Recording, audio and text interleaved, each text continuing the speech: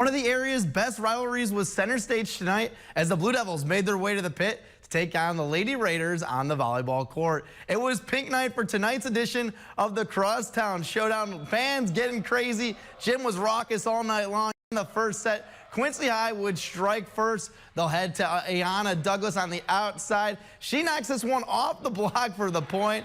Quincy Notre Dame was on the fast track to respond. They go to anyone else but to Emma Hoeing, who blasts this one off the Quincy High back row for her first kill of the evening. How about some action from a QND freshman? From the right side, Sierra Thomas laying down the hammer. The freshman all smiles after that one. Bright future for her out on the volleyball court. Quincy Notre Dame would keep rolling, and they would take down Quincy High in 2 sets tonight. In other volleyball action, Southeastern showing they're one of the best teams in the state. They take down West Hancock 2 sets today. And up in Iowa, first round of regional action for Holy Trinity Catholic. They sweep Moulton Udall in 3 sets.